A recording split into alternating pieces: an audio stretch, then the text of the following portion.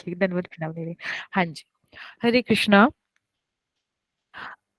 आज हम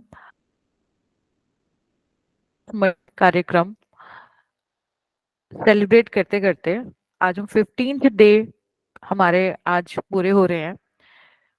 मतलब हम आधा महीना हम ये बहुत उत्साह पूर्वक हम ये प्रोग्राम हमने मनाया है, हमने सेलिब्रेट किया है।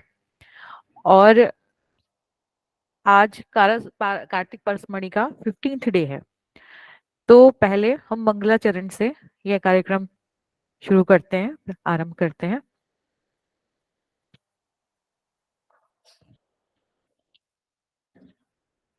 ॐ अज्ञानतिमिरान्धस्य ज्ञानञ्जनशलाकया चक्षुरुन्मिलितं येन तस्मै श्रीगुरुवे नमः।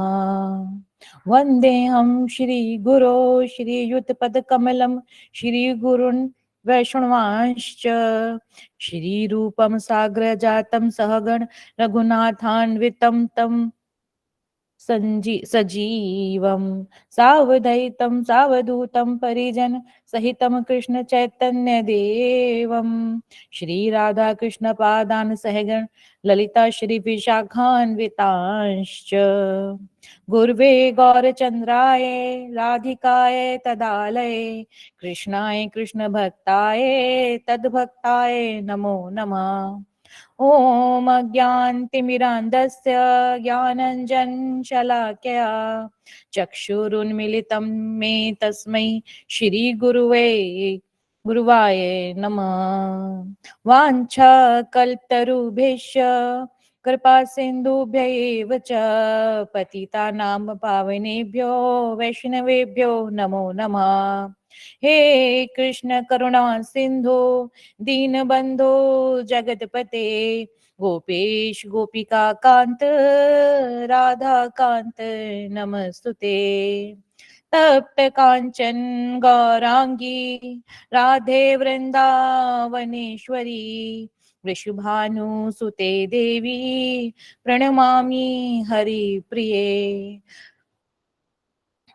श्री कृष्ण चैतन्य प्रभु नित्यानंद श्री अद्वैत गदाधर श्रीवासादि गौर भक्त वृंद नमो महावदान्याय कृष्ण प्रेम प्रदायते कृष्णाय कृष्ण चैतन्य नामने गौरतविषे नमः।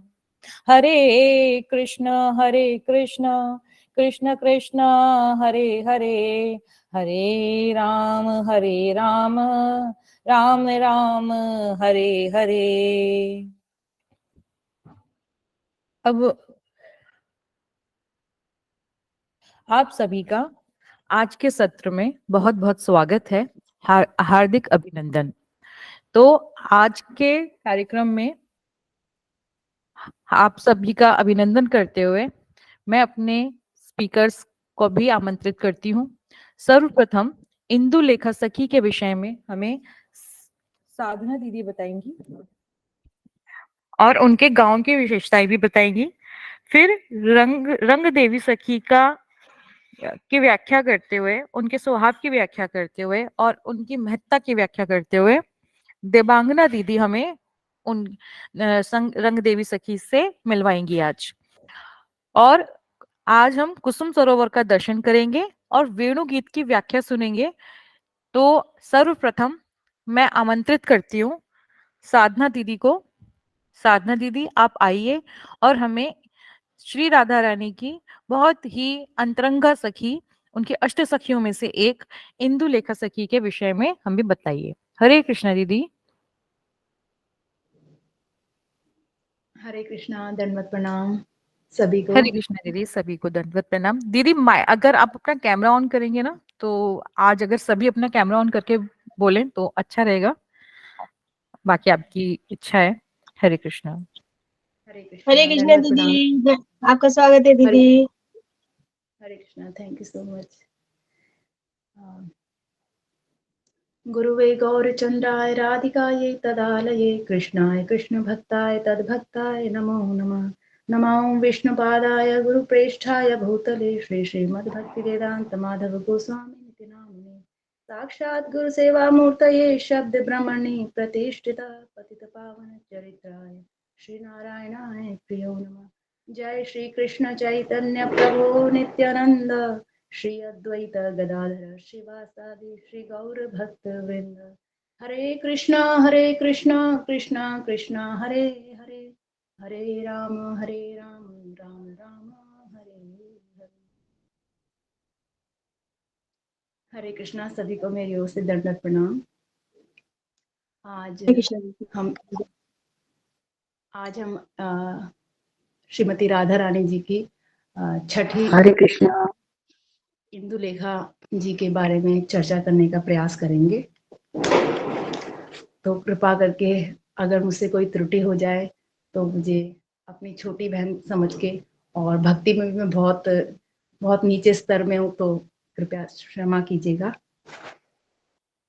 हरे कृष्णा। तो हमारी इंदुलेखा सखी जो हैं वो श्रीमती राधा रानी जी की छठी सखी हैं। तो ये जो है श्रीमती राधा रानी जी से 3 दिन छोटी हैं, और इनके पिताजी का नाम सागर गोप और माताजी बेला हैं।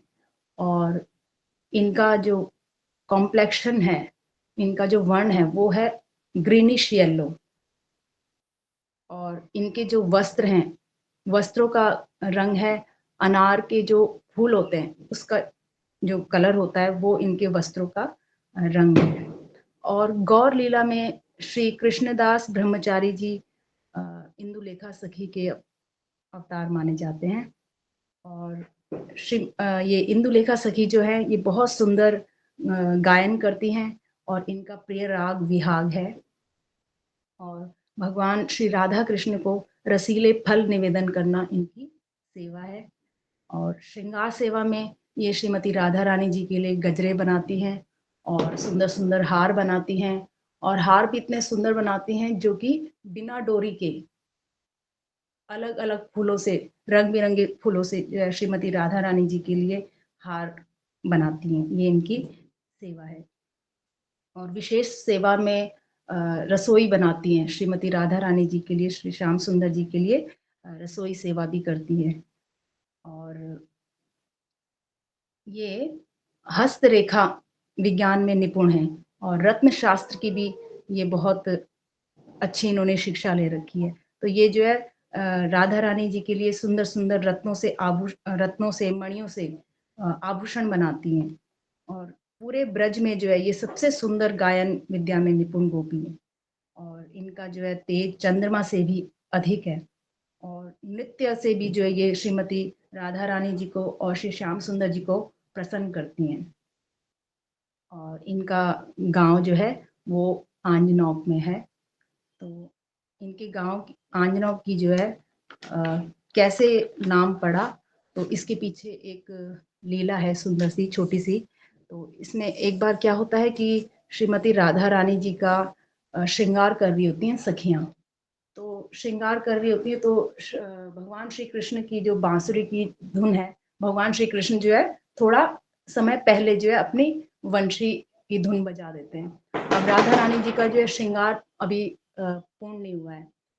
सब श्रृंगार तो सारा पूरा हो गया है, पर केवल काजल लगाना जो है श्रीमती राधा रानी जी के नेत्रों में काजल लगाना बाकी रह गया था। अब जैसे ही श्री कृष्ण भगवान की जो है मुरली की धुन जैसे ही श्रीमती राधा रानी जी के कर्णों में पड़ती है, प्रवेश करती है, तो वैसे ही जो है श्रीमती राधा रानी जी अपनी सखियों को अपने नेत्रों में काजल नहीं लगाने देती हैं। बस वो जैसे ही धुन पड़ी कर्णों में वैसे ही धावित हो उठती हैं अपना अधूरा श्रृंगार लेकर के, और सारी सखियां भी धावित हो जाती हैं। अब जो है जब ये श्रीमती राधा रानी जी श्री कृष्ण के पास पहुंचती हैं तो भगवान श्री कृष्ण श्रीमती राधा रानी जी के दर्शन करते हैं तो देखते हैं कि उनके नेत्रों में काजल नहीं है।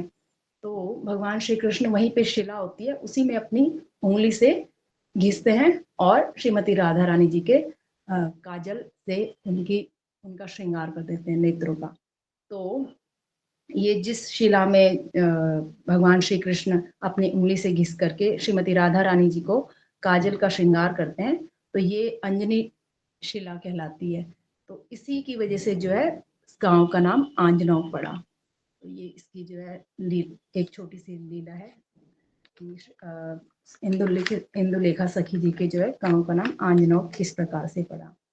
अब इंदुलेखा सखी जी जो है इनकी सेवा है कि भगवान श्री कृष्ण को और श्रीमती राधा रानी जी का दोनों का आपस में मिलन की व्यवस्था करना। जब श्रीमती राधा रानी जी विरह में होती हैं तो ये जो है भगवान श्री कृष्ण के पास जाती हैं और उनको उन तक संदेश पहुंचाती हैं कि श्रीमती राधा रानी जी जो है आपके विरह में हैं, आप जो है श्रीमती राधा रानी जी का विरह शांत कीजिए और उनसे मिलिए। तो यहाँ एक गोविंद लीलामृत में अध्याय 7 में श्लोक संख्या 81 से 84 में बताया गया है कि इंदुलेखा सखी जी का एक कुंज है जो कि राधा कुंज जी के साउथ ईस्ट डायरेक्शन में यानी अग्निकोण में इंदुलेखा सखी जी का कुंज है। एक बहुत सुंदर सा कुंज है जिसका नाम क्या है, पूर्णेंदु कुंज। अब इस कुंज की एक विशेष बात यह है कि ये श्वेत वर्ण का है। यहाँ पर जो भी चीजें हैं सारी वस्तुएं श्वेत हैं, चबूतरे श्वेत हैं और यहाँ पर जो बरामदे हैं वो श्वेत हैं। यहाँ पर जितने भी पक्षी हैं, चातक है, हंस है, मयूर है, तोते हैं और भी जो भी पक्षी हैं उन सब का वर्ण जो है श्वेत वर्ण के हैं। और जो इसकी जो मतलब क्या बोला जाए, जो बेस होता है वो भी क्या है, डायमंड डस्ट से है। तो अगर सूर्य की किरण पड़ती है या चंद्रमा की चंद्रिका पड़ती है तो वो जो सारा का सारा जो कुंज है वो उज्ज्वलित हो जाता है। इतना मतलब पूरा व्हाइट व्हाइट लगता है, पूरा श्वेत लगता है। और यहाँ पर जितनी सखियां हैं वो भी श्वेत वस्त्र धारण करती हैं और श्रीमती राधा रानी जी और भगवान श्री कृष्ण भी श्वेत वस्त्र धारण करते हैं। तो यहाँ पर इंदुलेखा सखी जी की क्या सेवा है यहाँ पे कि पूर्णिमा के दिन जो है इंदुलेखा सखी जी यहाँ पे श्रीमती राधा रानी जी और श्याम सुंदर जी का दोनों का मिलन करवाती हैं। बहुत सुंदर कुंज है। अब यहाँ पे जितने भी पक्षी हैं उनका, क्योंकि सबका श्वेत वर्ण है तो ये मतलब हम पहचान नहीं सकते हैं कि कौन सा पक्षी कौन है। केवल इनकी जब ये वाणी करते हैं, जब वाणी के द्वारा ही जो है कोई भी पक्षी जो है वहां पर पहचाना जाता है, अन्यथा देखने मात्र से जो है नहीं पहचान सकते। सब श्वेत वर्ण के हैं तो इसलिए सब एक जैसे ही लगते हैं। तो इसलिए अगर अकस्मात कोई इस कुंज में प्रवेश कर भी ले तो भी वो श्रीमती राधा रानी जी को, भगवान श्री कृष्ण का दर्शन नहीं कर सकता, क्योंकि यहाँ पे सब श्वेत है, एक जैसा है। तो इसलिए जो है ये बहुत सुंदर पूर्णेंदु कुंज इंदुलेखा सखी जी जो है यहाँ पर सेवा करती हैं भगवान राधा कृष्ण की, उनका मिलन करवाती हैं।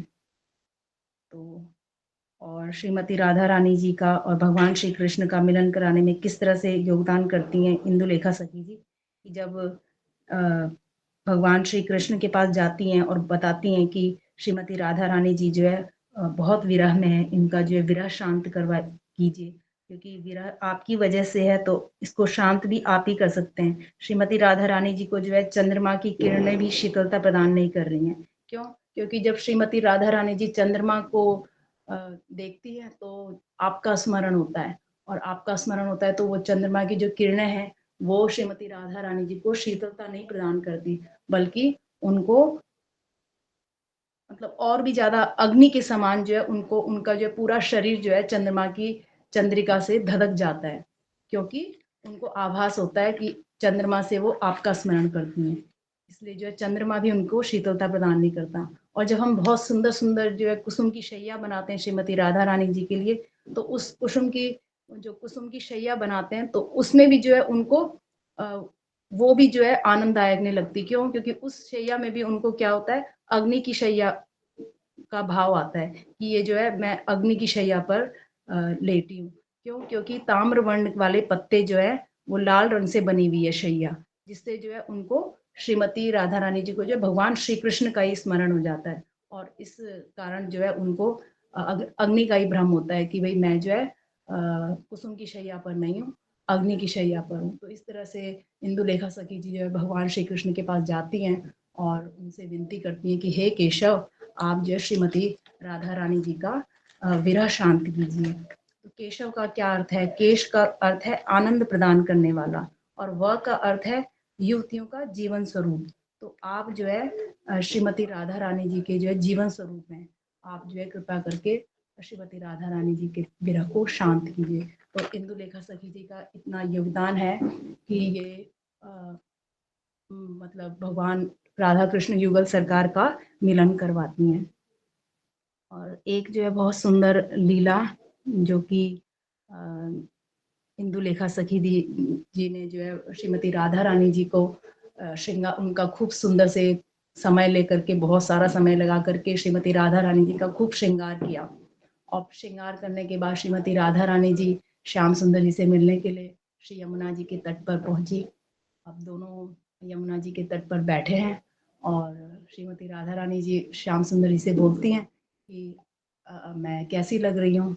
तो भगवान श्री कृष्ण जो है श्रीमती राधा रानी जी की ओर निहारते हैं और उनकी सुंदरता का बखान करते हैं कि हाँ, आपके जो है नेत्र ऐसे लग रहे हैं और आपके केश ऐसे लग रहे हैं। तो हर तरह से जो है श्रीमती राधा रानी जी की खूब बढ़ाई करते हैं कि हाँ, बहुत सुंदर लग रही हैं। और इंदुलेखा जी को भी ग्लोरीफाई करते हैं। क्यों? क्योंकि इंदुलेखा जी ने श्रीमती राधा रानी जी का श्रृंगार किया है।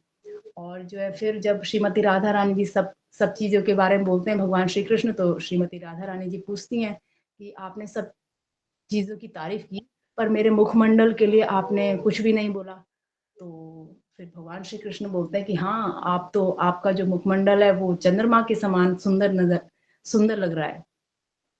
तो श्रीमती राधा रानी जी तो मान कर लेती हैं कि चंद्रमा के समान सुंदर। तो चंद्रमा में तो जो है 5 दोष हैं कि भाई चंद्रमा तो एक तो रात को दिखता है और चंद्रमा तो हमेशा घटता भी रहता है और अमावस के दिन तो चंद्रमा नजर ही नहीं आता है। तो इसमें तो दोष हैं।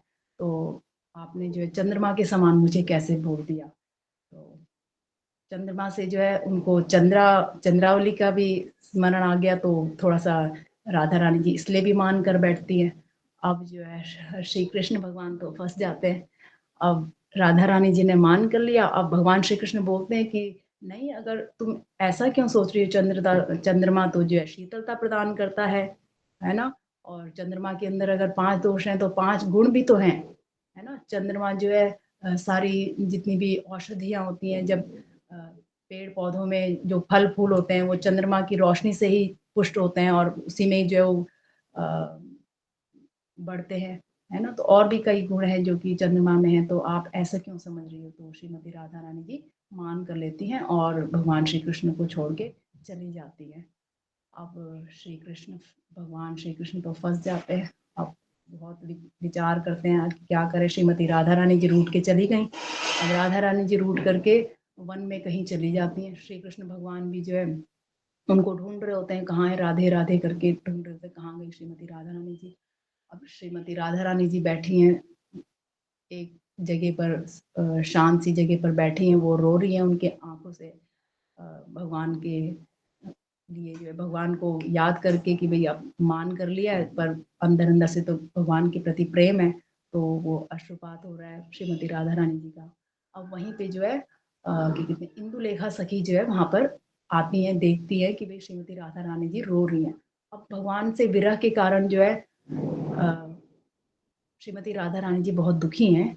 पर उस दुख के कारण ही जो है वो क्या होती हैं, इतना मतलब भगवान श्री कृष्ण को स्मरण करते करते करते करते उनका स्मरण होते होते जो है श्रीमती राधा रानी जो है भगवान श्री कृष्ण का ही वेश धर लेती है। मतलब वो भगवान श्री कृष्ण ही बन जाती हैं। अब इंदुलेखा जी तो अपने सामने सामने देख नहीं सकती है। अब इंदुलेखा जी जो है श्रीमती राधा रानी जी के पास जाती हैं। तो कहती हैं कि मतलब क्या हुआ, भगवान श्री कृष्ण कहाँ हैं। क्योंकि श्रीमती राधा रानी जी तो वहाँ बैठी हैं अकेले। तो बोलते हैं कि भगवान श्री कृष्ण कहाँ हैं। तो बोलते हैं कि श्रीमती राधा रानी जी बोलती हैं कि राधा कहाँ है। अब वो क्योंकि वो भगवान श्री कृष्ण का स्मरण करते करते क्या हो गया, वो श्री कृष्ण अपने मतलब स्वयं जो है स्वयं को श्री कृष्ण ही मान रही हैं और बोलती हैं कि राधा कहाँ है। तो इंदुलेखा सखी बोलते हैं कि ये क्या हो गया, मतलब ये तो राधा है और ये श्री कृष्ण बन गई हैं और फिर बोल रहे हैं कि भी राधा कहाँ है। तो इस तरह से जो है फिर इंदुलेखा सखी जी उनको लेकर जाती हैं, चलो चलते हैं। फिर लेकर जाती हैं तो भगवान श्री कृष्ण के पास लेके जाती हैं। भगवान श्री कृष्ण देखते हैं कि अरे ये क्या ये तो मतलब दूसरे कृष्ण कौन वेशधारी आ गए। तो इंदुलेखा सखी को बोलते हैं कि भाई ये कौन है जो ये मेरे जैसा, ये राधा कहाँ है। अब वो श्रीमती राधा रानी जी बोलती हैं उनको कि भाई राधा कहाँ है। तो ये दोनों में जो है हो जाता है कि एक भगवान श्री कृष्ण जो है वो स्वयं श्रीमती राधा रानी जी को ढूंढ रहे हैं, और यहाँ पे श्रीमती राधा रानी जी जो कि श्री कृष्ण में अवतरित हो गई हैं, उनका उनके विरह भाव को लेते लेते जो है स्वयं जो है श्री कृष्ण बन गई हैं। अब यहाँ श्रीमती राधा रानी जी बोल रही है कि राधा कहाँ है। तो अब दोनों एक दूसरे को ऐसे ही बोलते हैं। तो फिर भगवान श्री कृष्ण जो है बोलते हैं कि भाई वो तो श्रीमती राधा रानी जी को तो मतलब वो तो मेरी प्रिया है, तुम्हारा कौन सा अधिकार होता है उनको राधा को ढूंढने का, वो तो मेरी है श्रीमती राधा रानी जी। तो फिर अब जब वो उनके साथ मतलब श्रीमती राधा रानी जी से ऐसे पूछ रहे होते हैं जो कि कृष्ण के वेश में हैं, तो फिर भगवान श्री कृष्ण जो है उनकी आंखों में देखते हैं। तो जब डीपली गहराई से जब वो श्रीमती राधा रानी जी की आंखों में देखते हैं, तो उनको जो है अपने लिए प्रेम उनकी आंखों में नजर आता है। तब वो समझते हैं कि ये जो है श्रीमती राधा रानी जी हैं, जो कि मेरे ही वेश में कन्वर्ट हो गई है। मतलब विरह के भाव से और प्रेम के भाव से जो है श्रीमती राधा रानी ने ही जो है अपने आप को श्री कृष्ण में मतलब अवतरित हो गई है, चेंज हो गई हैं। तो फिर इस तरह से जो है फिर इंदुलेखा सखी जी भी इन दोनों का मिलन करवाती है। अब जो है फिर श्रीमती राधा रानी जी फिर श्रीमती राधा रानी जी ही बन जाती हैं। अब क्या होता है कि अब ये लीला जो यहाँ पे समाप्त नहीं होती। अब यहाँ पे जो है सब राधा भगवान श्री कृष्ण जी कहते हैं कि चलो अब ऐसे करो कि अब दोबारा से जो है श्री कृष्ण बन जाओ, और जो सब सखियों के सखी मंडल में जाएंगे और वहां पर जाकर के जो है हम देखते हैं कि हमें कोई पहचानता है या नहीं पहचानता। अब क्या होता है, श्रीमती राधा रानी जी, भगवान श्री कृष्ण और इंदुलेखा सखी जी, ये तीनों के तीनों जाते हैं और सखी मंडल के बीच में प्रवेश करते हैं। अब यहाँ पे सारी सखियां बैठी हैं। अब यहाँ तो राधा रानी जी भी भगवान श्री कृष्ण के वेश में है, और स्वयं कृष्ण भगवान तो कृष्ण है ही, और इंदुलेखा सखी है, ये तीनों आते हैं। तो अब भगवान श्री कृष्ण बोलते हैं कि अब आप बताइए कि भाई, सारी सखियां बोलती हैं कि भाई ये दो कृष्ण है, राधा रानी जी कहाँ है। तो फिर बोलते हैं कि आप बताओ कि मतलब हम में से जो है कौन भगवान श्री कृष्ण है, कौन राधा रानी जी हैं और कौन कृष्ण है, बताइए। तो फिर सखियां जो है मतलब कंफ्यूज हो जाती हैं कि मतलब कौन है भगवान श्री कृष्ण और कौन है राधा रानी जी। तो इस तरह से जो है फिर हास परिहास होता है, और फिर इंदुलेखा सखी जी हैं वो बताती है कि ये भगवान श्री कृष्ण है और ये है हमारी श्रीमती राधा रानी जी। तो ये सुंदर सी लीला जो है इंदुलेखा जी की सहायता से जो है ये सुंदर सी लीला होती है संपूर्ण। तो और यहाँ पर जो है हमें ये जानना होगा कि जो हमारी जो अष्ट सखियां हैं, इनकी कृपा से जो है हम भगवान श्री राधा कृष्ण के चरणों की प्रीति प्राप्त कर सकते हैं, कृपा प्राप्त कर सकते हैं। तो एक प्रार्थना है, ए सबार अनुग्रहया प्रेम सेवा निबोचाइया, रूपे गुणे डगमगी सदा हबो अनुरागी। तो ये बोलते हैं यहाँ पे रसिक जन कि कब ऐसा होगा कि मैं इन सब सखियों के अनुगत में क्या करूंगा, प्रेम सेवा निबोचाइया, मुझे भी जो है राधा जी की प्रेम सेवा में प्रवेश मिलेगा। रूपे गुणे डगमगी, और उस रूप और गुण के दर्शन करते हुए मेरा जो चित्त है वो आनंदित हो जाएगा। सदा हवो अनुरागी, और कब मैं हमेशा उस ब्रज के अनुराग में डूबा रहूंगा। तो हमें भी जो है यही प्रार्थना करनी चाहिए सभी सखियों के चरणों में कि हमारा भी जो है चित्त भगवान श्री राधा कृष्ण के प्रेम सेवा में प्रवेश पाने के लिए जो है उत्साहित हो। हम भी ये भगवान श्री राधा कृष्ण को आनंद दे सकें, जिस प्रकार से इंदुलेखा सखी जी जो है श्रीमती राधा रानी जी और भगवान श्री कृष्ण का मिलन कराने में उनकी लीला को लीला करने में सहयोग देती हैं। तो हम भी भगवान की जो प्रेममयी सेवा कर सकें और सारी अष्ट सखियों की अनुगत्य में भगवान श्री राधा कृष्ण का प्रेम प्राप्त कर सकें। हरे कृष्णा, दंडवत प्रणाम। वाञ्छाकल्पतरुभ्यश्च कृपा सिन्धुभ्य एव च पतितानां पावनेभ्यो वैष्णवेभ्यो नमो नमः। अनंत कोटि वैष्णव वृंद की जय। हरे कृष्णा दीदी, बहुत सुंदर। अभी साधना दीदी ने हमें इंदु लेखक सखी के विषय में इतनी सुंदर कथा भी बताई, उनकी लीला भी बताई, और ये भी बताया कि किस तरह से उनकी सखी इंदु लेखक सखी श्री कृष्ण और राधा जी के मिलन में सहयोग करती हैं। तो ये बहुत सुंदर लीला दीदी ने हमें बताई। अब हम बहुत सुंदर लीला दीदी। अब हम हरि बोल। अब हम रंग देवी सखी के विषय में श्रवण करेंगे। तो आइए देवांगना दीदी। हरे कृष्ण दीदी, धन्यवाद, प्रणाम। हरे कृष्णा दीदी, धन्यवाद, प्रणाम। अब हमारी देवांगना दीदी हमें रंग देवी सखी की लीलाएं और उनकी कथाएं हमें श्रवण करवाएंगी। हरे कृष्णा दीदी, आपका स्वागत है, और अपना कैमरा ऑन करके कृपया अपनी कथा प्रारंभ कीजिए। हरे कृष्णा। जी दीदी। ओम अज्ञानतिमिरान्धस्य ज्ञानाञ्जनशलाकया चक्षुरुन्मीलितं येन तस्मै श्रीगुरवे नमः। वाञ्छाकल्पतरुभ्यश्च कृपासिन्धुभ्य एव च पतितानां पावनेभ्यो वैष्णवेभ्यो नमो नमः। श्रीकृष्ण चैतन्य प्रभु नित्यानंद श्री अद्वैत गदाधर श्रीवासदि गौर भक्तवृंद। हरे कृष्णा कृष्णा कृष्णा हरे हरे, हरे राम राम राम हरे हरे। आप सभी को मेरा धन्यवाद, प्रणाम। तो अभी का जो विषय है रंग देवी जी। वृंदावन में जितने सारे सखियां हैं उनसे 16,108 गोपियां बहुत स्पेशल है। उनसे भी 108 गोपियां श्रेष्ठ है। उन गोपियों में से 8 जो प्रमुख गोपियां है वो सर्वश्रेष्ठ है। उनमें भी राधा रानी और चंद्रवली जी उत्तम है। इन दोनों में से राधा रानी सर्वोत्तम गोपी है। राधा रानी के जो प्रमुख 8 सखियां हैं उनको बोलते हैं अंतरंग सखी, जो सदैव राधा रानी के निकट में विराजमान होते हैं राधा रानी के सेवा के हेतु। उनमें से ललिता सखी, विशाखा देवी, चंपकलता देवी, चित्र देवी, तुंग विद्या, इंदुलेखा, रंग देवी जी और सुदेवी जी। उनमें से रंग देवी सप्तम सखी है और रंग देवी जी और सुदेवी जी सगी बहन है। इनका जो रूप और वर्ण दोनों एक जैसे है, लेकिन इनके जो सेवा है वो अलग है। इन दोनों में हाफ डेज का ही फर्क है। राधा रानी से रंग देवी जी 7 डेज का छोटी है। इनके जन्म भाद्र मास की शुक्ल पक्ष में हुई थी। इनके पिताजी का नाम है सारंगो, माताजी का नाम है करुणा देवी। रंग देवी की जो सेवा है, राधा रानी को चंदन का प्रलेप से, इत्र से, श्रृंगार के जो सामान है उनसे सुसज्जित करना,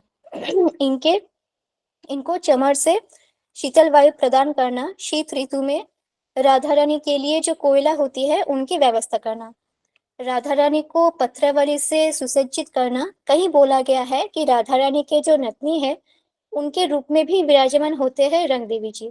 कई सारे उपाय से राधा रानी को सेवा प्रदान करना, ये है उनकी सेवा। इनके पति का नाम है व्यक्तक्षणा, गांव का नाम है रखोली, जो अभी श्री राधा मनोहर रंग देवी मंदिर के नाम से प्रसिद्ध है।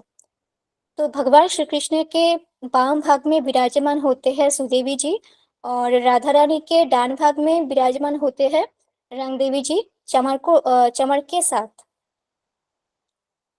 तो चैतन्य लीला में कुछ भक्त बोलते हैं कि रंग देवी जी गोविंदानंद घोष के रूप में आए थे, और कुछ भक्त बोलते हैं कि गदाधर भट्ट के रूप में आए थे। इनके जो वस्त्र है वो जवा फूल के भांति है। रंग देवी की जो दासियां है वो कलाकांति देवी, शशिकला, कमला, प्रेम मंजरी, मधुरा, कंदर्प सुंदरी। तो इसमें कलाकांति देवी रंग देवी के प्रिय सखी है। ये सारी गोपियां सुंदर प्रसाधनी सुगंधित धूप की व्यवस्था करते हैं।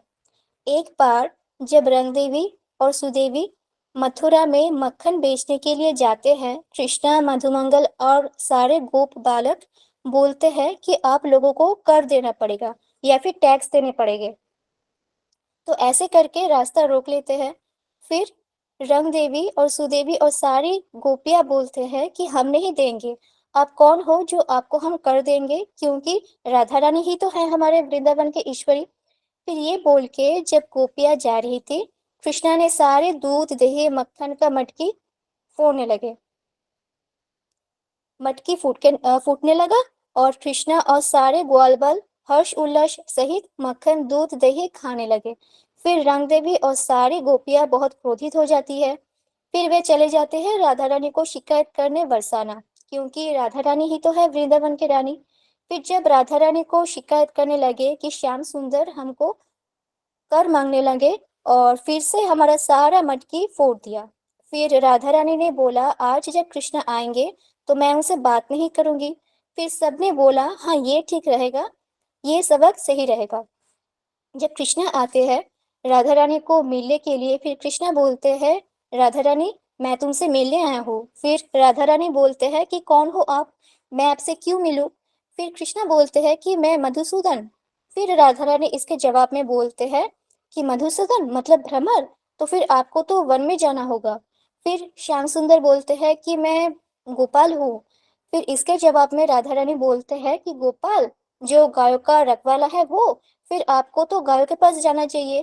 फिर श्याम सुंदर बोलते हैं, अरे श्री राधे मैं आपके घनश्याम हूँ। फिर इसके जवाब में राधा रानी बोलते हैं, तो फिर आपको तो खेती में जाना चाहिए, क्योंकि हलधरों को आपकी बहुत जरूरत है। फिर कृष्ण समझ नहीं पाते कि आज राधा रानी को क्या हुआ। फिर कृष्ण चले जाते हैं। जब कृष्ण चले गए, राधा रानी ने जब द्वार खोला तो देखा कृष्ण नहीं है।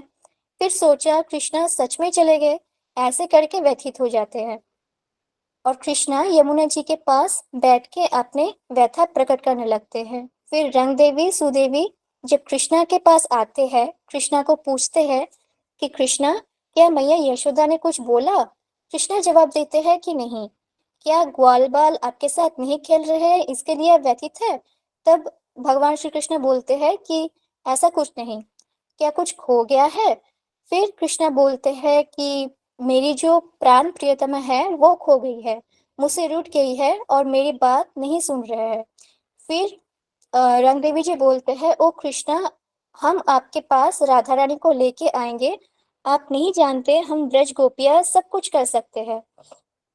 बोलते हैं कि हम अपने इशारों में पूरे ब्रह्मांड के जो मालिक हैं उनको नचा सकते हैं, सूर्य को ठंड कर सकते हैं, आप चिंता मत करो। फिर जब सखिया राधा रानी के पास जाती है और बोलती है कि हे राधे कृष्ण आपसे मिलना चाहते हैं, वो आपसे कितना प्रेम करता है, क्या आप कदम के वृक्ष के पास जाके रात में उनसे मिल सकते हो। फिर राधा रानी उनसे बोलते हैं कि रात में, मैं तो रात में नहीं निकल सकती। फिर सुदेवी जी उनको दीप दिखाते हुए और रंग देवी जी उनको कपड़ा से ढकते हुए यमुना जी के पास कदम के वृक्ष के नीचे राधा और कृष्णा का मिलन कराती है। ऐसी गोपियां जो सदैव राधा कृष्णा का लीला को और मधुर करते हैं, राधा और कृष्णा का मिलन करवाने के लिए कितना आतुर रहती है और राधा रानी के मन की सारी बात जान लेते हैं। जब जो सेवा राधा रानी को और श्याम सुंदर को चाहिए, बिना बोले ही समझ जाते हैं और उनको आनंद प्रदान करते हैं। ऐसे ही कृष्णा के पास राधा रानी के और राधा रानी के पास कृष्णा के बारे में प्रशंसा करते हैं। एक बार राधा रानी जब निकुंज में पुष्प चयन करने के लिए अकेले जाते हैं, रंग देवी जी कृष्णा को इंगित करके बोलते हैं, कृष्णा वहां पे हमारा स्वामी नहीं है, वहां पे अब जाना मत। तब कृष्णा जब निकुंज में जाते हैं राधा रानी के दर्शन करने के लिए, फिर उसके पश्चात सारी सखियां राधा रानी के पास आते हैं और बोलते हैं, अरे श्री राधे हम आपको कब से ढूंढ रहे हैं, आप यहाँ पे इस धूप के साथ क्या कर रहे हैं, आप चलिए हमारे साथ सूर्य पूजा के लिए। तो ये है सारी सखियां और राधा और कृष्णा का मधुर लीलाएं। ऐसे मैं अपने वाणी को विराम देना चाहूंगी। हरे कृष्णा। बहुत सुंदर बेटे, बहुत सुंदर। हरे कृष्णा दीदी, आपने बहुत अच्छा बोला। आपने जो लीला बताई, भगवान कृष्ण आते हैं और राधा रानी से बोलते हैं, ये लीला कोसी गांव में हुई थी। को असी, इसी से ये कोसी बना। और जितना भी बार भगवान ने अपना कोई नाम बताया, राधा रानी उसका दूसरा अर्थ निकाल देती थी। एक बार भगवान ने बोला मैं चक्री, तो राधा रानी ने बोला अच्छा चक्री, चक्री मतलब मिट्टी के बर्तन बनाने वाला। हमारे यहाँ पे तो कोई शादी नहीं है, तुम जाओ यहाँ से, ऐसे कहकर कोसी गांव में ये लीला हुई। आपने बहुत सुंदर अच्छे से समझाया, हरि बोल आपके लिए। अभी हमारे साथ आगे हैं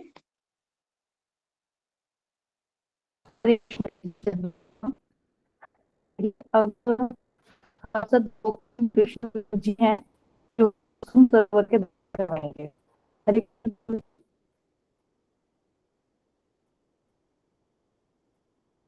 हरे कृष्ण प्रभु जी।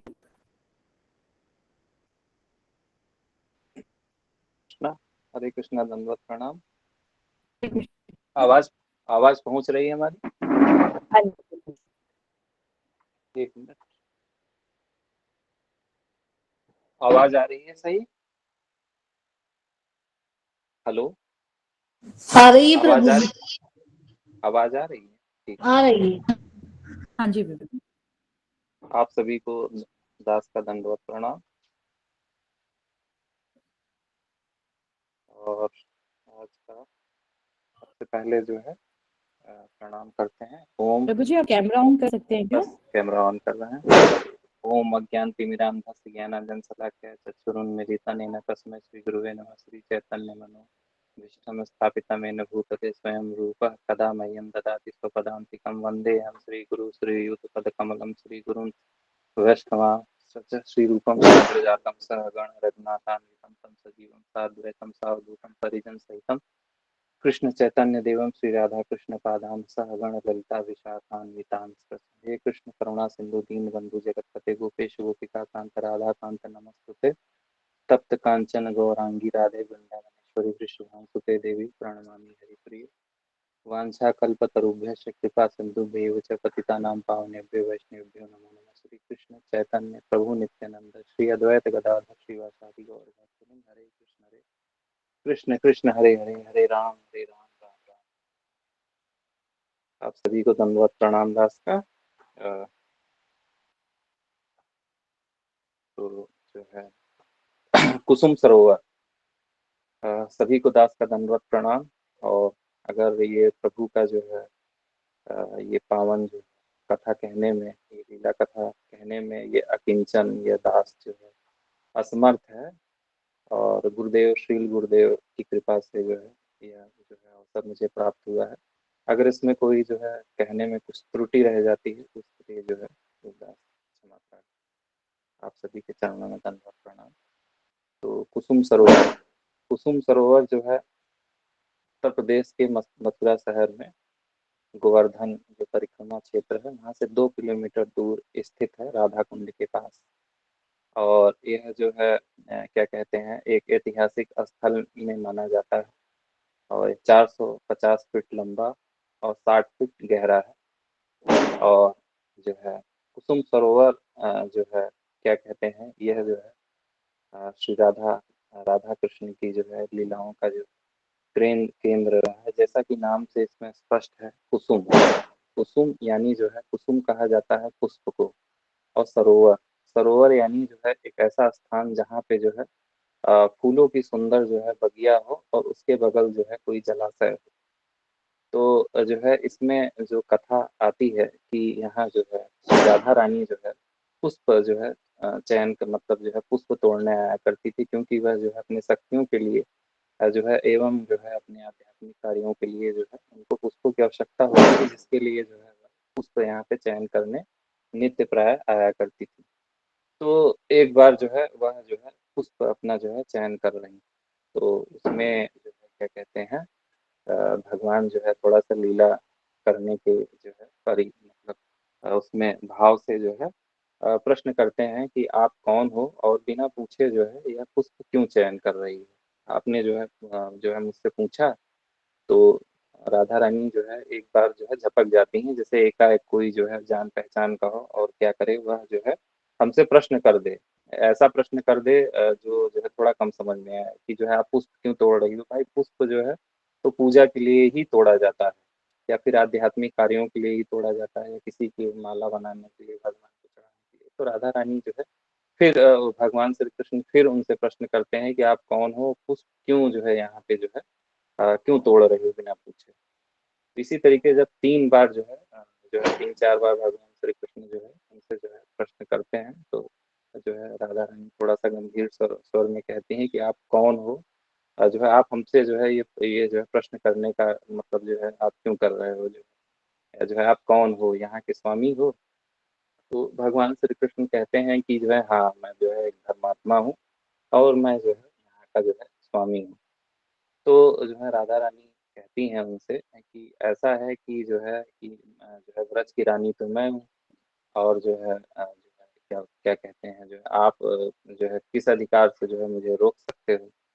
तो जो है क्या कहते हैं तब तक जो है सखियां भी आ जाती हैं, जो है ललिता सखी, विशाखा सखी इत्यादि सब आ जाती हैं, और जो है सब भगवान को जो है घेर लेती हैं, कहती हैं ये जो है एक जो है झूठे हैं, और जो है झूठ बोलना इनकी जो है क्या है आदतों में शुमार है। ये जो है पहले भी मिट्टी जब खाते थे तो मुख में छुपा लेते थे, और जैसे ही माता यशोदा जब डंडा लेके आती थी तो कहती थी मुंह खोलो अपना, जो है दिखाओ मुंह। तो बहुत चालाकी से उसको गले के नीचे उतार के मुंह खोल के दिखा देते थे कि देखो मैया जो है मैंने क्या है मिट्टी नहीं खाई है। और भगवान एक तरीके जो है जब गले के नीचे चला गया तो मिट्टी मुंह में है नहीं, तो खाया नहीं उन्होंने। तो भगवान जो है इस तरीके लीला करते थे, कहती थी आप पहले भी झूठ बोला करते थे, मिट्टी खाते थे, और जो है कहते थे आपने मिट्टी नहीं खाया, और जो है आप जो है हम गोपियों के वस्त्र भी जो है उसको जो है उसकी चोरी करते थे, और जो है क्या कहते हैं आपने जो है इस तरीके जो है भगवान पे क्या करती हैं इल्जाम लगाती हैं कि आपने जो है एक आई हुई जो है स्त्री के वेश में जो है पूतना जी का क्या कर दिया, उनको भी मार के उनका उद्धार कर दिया, और इस तरीके जो है आप झूठ बोलते हो, और इनको जो है राधा रानी को पुष्प चयन से क्यों रोक रहे हो। तो इतने में जो है क्या है कि मधुमंगल जी आ जाते हैं और भगवान को इशारा करते हैं कि यहाँ से अब आप जो है निकल लीजिए, क्योंकि जो है आप अब जो है इसमें बहस नहीं कर पाएंगे और ना ही जो है शक्तियों से जीत पाएंगे। तो भगवान जो है अवसर को समझ के वहां से निकल लेते हैं। तो एक ये जो है लीला जो है, दूसरी लीला जो है वहां पे एक बार जो है राधा रानी जो है पुष्प चयन करने के लिए जब वहां गई तो एक उन्होंने देखा कि एक जो है पुष्प का जो है जो वृक्ष था वह जो है बहुत ज्यादा जो है लदा हुआ था, एक डाल जो है पुष्पों से, और वह एकदम नीचे की तरफ झुकी हुई थी। तो राधा रानी को लगा कि ऐसा जो है सुअवसर है, कम समय में जो है अच्छा जो है पुष्प चयन हमारा जो है हो जाएगा। तो उन्होंने वह जो है पुष्प चयन करने लगी, तो उतने में जो है भगवान ने क्या किया, उस डाल को भगवान ने जानबूझ के नीचे किया था, और जो है उसको भगवान ने छोड़ दिया। अब राधा रानी जो है एक हाथ से उस डाली को पकड़ी हुई थी और एक हाथ से जो पुष्प चयन कर रही थी। जैसे ही डाली छूटी तो राधा रानी ऊपर की तरफ जो है खिंच गई। अब वो लटक गई और चिल्लाने लगी बचाओ बचाओ बचाओ। तो जो है भगवान वहां पे, क्योंकि भगवान की ही लीला थी, तो तुरंत वहां पे आ गए। तो कहे क्या हुआ राधे, तो कहे देखिए जो है मैं ऊपर आ गई हूँ, मुझे बचाइए। तो भगवान ने क्या कहे आप कूदो, मैं जो है पकड़ लेता हूँ। तो उन्होंने जो है जैसे कूदी, भगवान ने उनको गोद में पकड़ के उतार लिया। उतने में वहां जितने सखा थे सब मुस्कुराने लगे। तो जो है सब वो समझ गई कि ये जो है भगवान ने यह जो है लीला किया है। और कुसुम सरोवर पे जो है ऐसा भी कहा जाता है कि यहाँ भगवान जो है स्वयं राधा रानी का अपने हाथों से जो है पुष्पों से जो है सुंदर श्रृंगार किया करते थे, और यहाँ पे जो है भगवान की जो है लीलाएं, मधुर लीलाएं यहाँ हुआ करती थी। तो यहाँ के बारे में जो है ब्रिटेन के जो है हेनरी गेरोगे कीने जो है इन्होंने अपनी जो है बुक है एक इनकी a handbook for visitor tour to Agra and its neighbourhood में उन्होंने कुसुम सरोवर का वर्णन किया है 1878 में। उन्होंने बड़ा अच्छा लिखा है। वह तो एक अंग्रेज थे, आध्यात्मिक उतना जो है उनको उनकी चेतना इसको जो है ग्रहण नहीं कर सकती, लेकिन उन्होंने लिखा है 1878 में उन्होंने अपने बुक में, जलाशय के सामने हर तरफ शांत पानी में उतरने के लिए खूबसूरत जगहें हैं, जिनमें बीच में गहरी और चौड़ी सीढ़ियां हैं। दक्षिण की ओर एक पूजनीय बरगद का पेड़ छाया देता है और उसे पानी की ओर लटकता हुआ अंकुर भेजता है। यह स्थान अनोखा है, इसमें आराम और इसकी खामोशी में और इसके अनियमित आकर्षण में। यानी उन्होंने इसके जो है आध्यात्मिक जो है जो यहाँ पे जो है लीलाएं अभी भी हो रही हैं उसकी ओर इन्होंने क्या किया है, इशारा किया है। और एक जो है अन्य इसमें जो है इसकी लीला का वर्णन करते हैं चैतन्य महाप्रभु के समय से। तो जो है यहाँ पे जो है चैतन्य महाप्रभु जो है आया करते थे और यहाँ पे क्या कहते हैं अपना विश्राम किया करते थे। यहाँ पे चैतन्य महाप्रभु को जो है बहुत अच्छा लगता था इसलिए जो है यहाँ पे अक्सर आया करते थे। और चैतन्य महाप्रभु के समय में जो है इस कुसुम कुसुम सरोवर को सुमन सरोवर भी कहा जाता था। सुमन सरोवर भी इसमें कहा जाता था। और ऐसी जो है यहाँ पे जो है मान्यता है कि जो इसमें स्नान करता है उसे शुद्ध जो है कृष्ण प्रेम की प्राप्ति होती है। और यहाँ पे जो है ये भी कहा जाता है कि स्वयं देवर्ष नारद जी महाराज जो है यहाँ पे जो है आके जो है अपना जो भी उनका जो धर्म ग्रंथ या जो सूत्र था यहाँ पे जो है लिखा करते थे। तो हर तरह से जो है ये जो है एक बहुत ही जो है भगवान श्री कृष्ण और राधा रानी की लीला के जो है देखा जाए परिप्रेक्ष्य में तो एक बहुत ही जो है महत्वपूर्ण स्थल है। तो ये सब लीलाएं जो है हमको जो है ये कहा जाता है कि अभी भी हो रही हैं वृंदावन में, लेकिन हम लोग उसको देख नहीं सकते हैं। तो इसमें जो है अब जो है हम लोगों के जो परम आचार्य जो है ब्रह्मा जी हैं, परम आचार्य हैं, क्योंकि जो है हम लोगों की जो गौड़ी परंपरा है या ब्रह्मा जी से ब्रह्म संप्रदाय से है। तो जो है हम लोगों की क्या है परम आचार्य है। तो जो है वह ब्रह्म संहिता में एक श्लोक जो है उन्होंने दिया है, वह जो है वह मैं उसको जो है थोड़ा गायन करता हूँ। प्रेमांजन छुरित भक्ति विलोचनेन संतः सदैव हृदयेषु विलोकयन्ति यम श्याम सुंदरम अचिंत्य गुण स्वरूपम गोविंद आदि पुरुषम तमहम भजामि। तो उन्होंने लिखा है कि जो है जो अपनी जो है आंखों में जो है जब प्रेम का अंजन लगाएगा तभी वह भगवान को देख पाएगा। तो यह प्रेम का अंजन क्या है?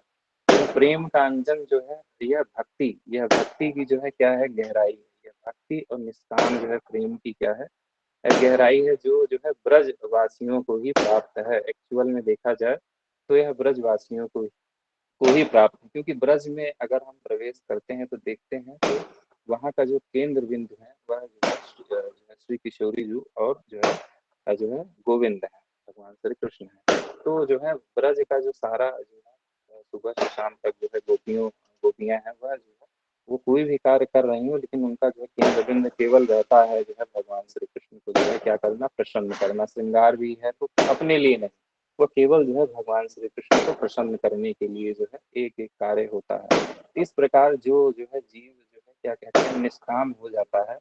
और जो है जो है क्या कहते हैं भगवान के इन परम जो है ब्रज भक्तों का जो है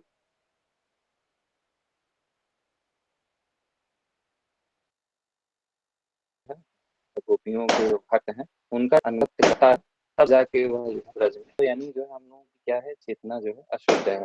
तो चेतना अशुद्ध हो जाने की वजह से हम उस परम भाव को समझ नहीं सकते हैं। लेकिन जब हम जो है हम जो है जन्म जन्मांतर तक यहाँ पे जो है जन्म मृत्यु जरा व्याधि को समझ जाते हैं कि हाँ यहाँ जो है सब कुछ जो है क्षणिक है और केवल बुद्धि की वृत्ति है, इसमें सुख नहीं है। तो जब हम ऐसा समझ जाते हैं तब स्वयं भगवान श्री कृष्ण जो हमारे हृदय में परमात्मा रूप में विराजमान है वह जो है स्वयं जो है हमारे अंदर जो है दिव्य चेतना का पुनः प्रकाश करते हैं और हमें जो है वैष्णव जो है का जो है अनुगत्य कराते हैं, अपने भक्तों का जो है गुरु के रूप में जो है संग प्रदान करते हैं। जब हमको जो है गुरु का संग प्राप्त होता है तो गुरु जो है पहले जो है भगवान का जो है ज्ञान रूपी अंजन लगाते हैं और जिससे हमारी चेतना जो है पुनः शुद्ध हो जाती है। तत्पश्चात गुरु जो है हमको कृष्ण प्रेम प्रदान करते हैं। तो उस प्रेम का जो है भक्ति लता बीज होता है वह फिर जो है हमको उसको जो है अपनी जो है क्या करना है उसको जो है अपने जो है तपस्या से जो है अपनी साधना से अपनी भक्ति से उसको जो है उस बीज को क्या करना है सींचना है। फिर धीरे धीरे यह जो है भक्ति लता बीज जो है धीरे धीरे यह बढ़ता जाता है और आबाद बढ़ते हुए यह सीधे जो है गोलोक धाम में प्रवेश करके भगवान श्री कृष्ण के चरणों के पास पहुंच जाता है। तो इसमें वैष्णवों का जो है अनुगत्य जो है बहुत जरूरी है। हमको जो है वैष्णवों के जो है अनुशासन में रहना है, तभी जो है हम प्रेम का जो है अंजन अपनी आंखों पे लगा पाएंगे, तभी हमारा हृदय शुद्ध होगा, तभी हम इन नित्य लीलाओं को देख पाएंगे, अन्यथा जो है हम इसको नहीं देख पाएंगे। तो इसमें जो है 2 लाइनें हैं, मैं तो ज़्यादा समय नहीं लूँगा। तो मैं कुछ गाता हूँ। प्रभु से जो है हम सबको जो है प्रार्थना करना चाहिए। कर दो दूर प्रभु मेरे मन में अंधेरा है, जब से तेरी लगन लगी हुआ मन सवेरा है। कर दो दूर प्रभु मेरे मन में अंधेरा है, हरि तुम से बिछड़े हुए कई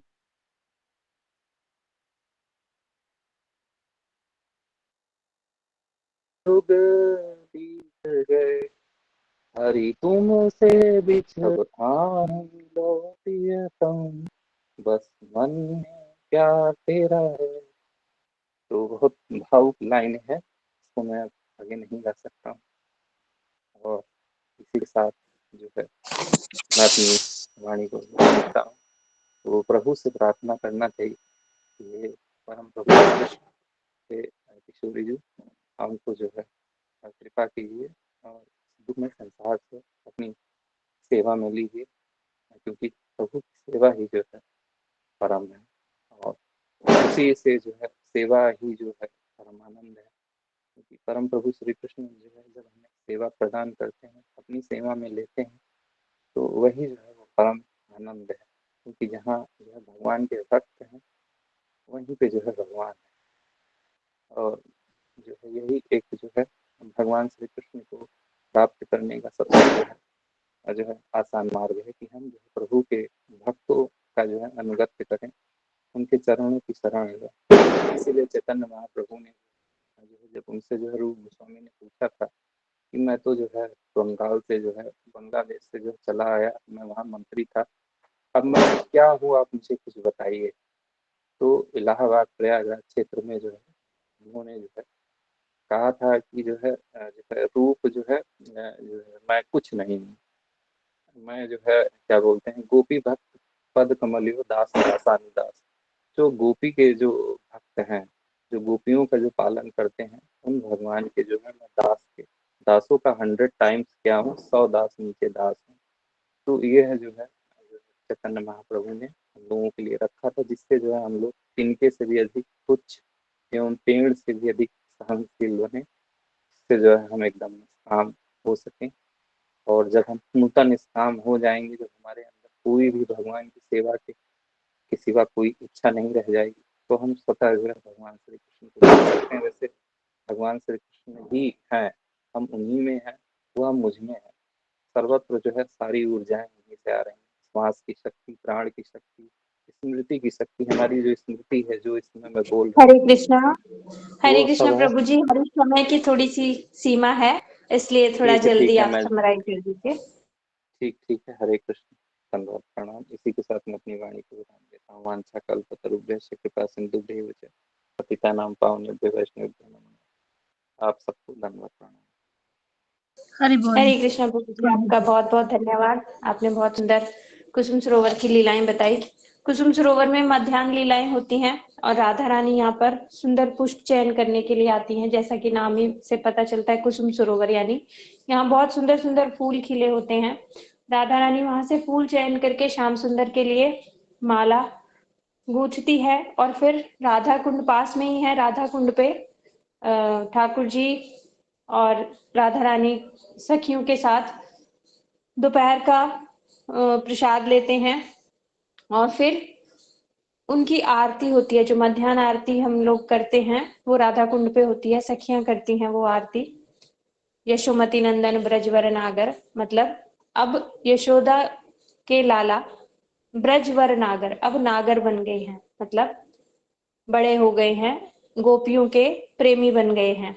ये इस तरह से ये बहुत सुंदर आरती है जो मध्याह्न में गाई जाती है। और वहां पर ये राधा रानी श्याम सुंदर को जो माला बनाई है कुसुम सरोवर से लाकर फूल, वो पहनाती है। इस तरह से कुसुम सरोवर की बहुत अनेक सुंदर मधुर मधुर लीलाएं होती हैं। अभी हमारे साथ आगे निशा दीदी हैं वेणुगीत पे। हरे कृष्णा आप सबका। प्रभु जी आपका बहुत बहुत धन्यवाद। अभी आगे कौन है निशा दीदी? तो वो मैं विषय में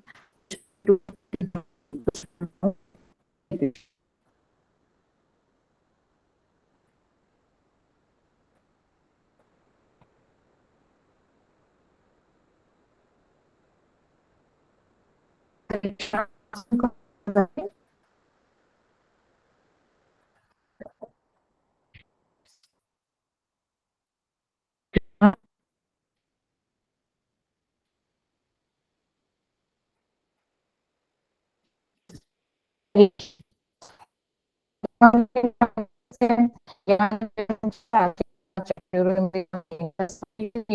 नमः। हरे कृष्ण हरे कृष्ण हरे हरे राम राम राम हरे हरे। मैं अपनी गुरु परंपरा को साक्षात प्रणाम करती हूँ, उनके चरण की कोटि अंजलि देती हूँ। तत्पश्चात श्रीपाद सुंदर गोपाल प्रभु जी, श्री कृष्णा दीदी आवाज नहीं आ रही। ठीक से नहीं आ रही आवाज। अभी आ रही है?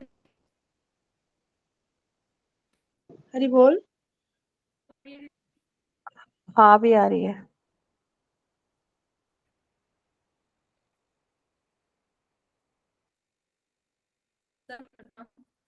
मैं के चरणों में कोटि प्रणाम करती हूँ और अपनी भावांजलि उनके चरणों में अर्पित करती हूँ। तत्पश्चात श्री सुंदर गोपाल प्रभु जी, सोल प्रभु जी, शाखा दीदी, गहना दीदी और मेरे सभी के चरणों में दंड कोटि प्रणाम करती हूँ और सभी शुभकामनाओं को लेते हुए प्रणाम। तो आज हमारे समक्ष ये बहुत ही सुंदर विषय उपस्थित हुआ है, जिसके विषय में आज हम यहाँ पर थोड़ा श्रवण करेंगे। तो ये जो विषय है वेणु गीत,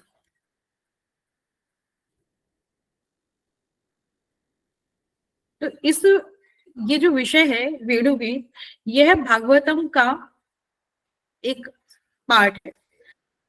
भागवत का प्रतिपादित विषय क्या है? भागवत का प्रतिपादित विषय है गोपी प्रेम की प्राप्ति, अर्थात कृष्ण में इस प्रकार की प्रेम हो जाना, उनकी इस प्रकार की सेवा हमें प्राप्त करना, जिस प्रकार गोपियों ने भगवान की सेवा की है। तो अब हम जो ये वेणु गीत का श्रवण करने वाले हैं, उनमें हमें कुछ इस प्रकार के भाव आनंदों की जो लहरें हैं, उनका श्रवण हमें करने का सौभाग्य प्राप्त होगा। जो केवल रसिक भक्ति ही करते हैं, वो इन लहरों में सर्वदा डूबे रहते हैं। और जब हमें कुछ इस प्रकार के भाव हम अपने हृदय में ऐसी श्रद्धा धारण करेंगे और इन लहरों में अवगाहन करेंगे, तो हमारे हृदय में भी श्री कृष्ण भक्ति के प्रति लोभ उत्पन्न होने की कुछ मात्र संभावना है। वास्तव में भगवान की सेवा करने के लोभ का उत्पन्न होना ही हमारे जीवन का उद्देश्य है। तो यहाँ पर जो हम प्रवेश कर रहे हैं, तो ये भगवान श्री कृष्ण की किशोर लीलाएं हैं, तो जो कि भगवान ने 10 वर्ष से 15 वर्ष की अवस्था में की हैं। तो ये लीलाएं अत्यंत ही माधुर्यपूर्ण हैं। इन लीलाओं में अत्यंत गूढ़ भाव छिपे हुए हैं, जो कि भगवान ने गोपियों के साथ इसी अवस्था में रास किया। इस तरह जो रास के गूढ़ भाव हैं, वो यहाँ पर छिपे हुए हैं। तो श्रीमद् भागवतम के 21वें से 39वें अध्याय तक भगवान कृष्ण की मुख्य लीलाओं का वर्णन आता है, जो कि जिसमें सबसे पहले है वो वेणु गीत है। उसके बाद हरण लीला है, यज्ञ पत्नियों पर कृपा, फिर इंद्र का यज्ञ का निवारण, गोवर्धन लीला, इंद्र के द्वारा स्तुति, रास लीलाएं, और फिर उसके पश्चात जब श्री कृष्ण और बलराम जी का मथुरा में गमन हुआ, जो अर्जुन को लेकर गए। तो हम यहाँ पर जो विचारणीय विषय ये है कि जो वेणु गीत है, इस अध्याय का प्रथम बिंदु है। तो क्योंकि इसके पश्चात ही हमने जैसे गोवर्धन की लीलाएं सुनी हैं, तो वहां पर सभी गोपियां एक साथ ही गोवर्धन के नीचे आई, तो तब भगवान ने उनके साथ 7 दिन और रात उनके साथ समय व्यतीत किया। मीन्स कि उनको देखा, उनका एक नेत्रों से भावों का आदान प्रदान हुआ। उससे पहले चीरहरण लीला हुई, तो इन समय उनकी संकोच जो उनके मन में था वो भी खुल गया। तो अब वेणु गीत है, ये पूर्व राग का विषय है। पूर्व राग क्या होता है? तो ये पूर्व राग ऐसा का अर्थ होता है कि पूर्व राग का अर्थ होता है जब जो नायक और नायिका हैं, यहाँ पर नायक कौन है? यहाँ पर भगवान कृष्ण है, और नायिकाएं कौन है? ये सारी गोपियां जो व्रज की रमणियां हैं। तो ये सभी गोपियां एक दूसरे के, गोपियां और भगवान कृष्ण दोनों में दोनों में समान भाव है, एक दूसरे से मिलने की उत्कंठा है, एक दूसरे को देखने की इच्छा है, किंतु अभी तक किसी ने देखा नहीं है, कि बस एक दूसरे के बारे में कुछ सुना है, कुछ श्रवण किया है, कुछ लीलाओं का श्रवण किया है। तो उनके उसी विषयों को सुन सुनकर उनके कुछ भावों को, उनके मन में जो भाव उत्पन्न हो गए हैं, उनको पूर्व राग कहते हैं। तो इन पूर्व रागों में जो मिलन की जो उत्कंठा होती है वो बहुत बहुत व्याकुलता होती है। तो यह विरह का विषय नहीं है। तो यहाँ पर जो गीत है जिसका हम आगे श्रवण करेंगे, भ्रमर गीत का आगे श्रवण करेंगे, वो अत्यंत विरह के गीत हैं, किंतु यहाँ पर राग है।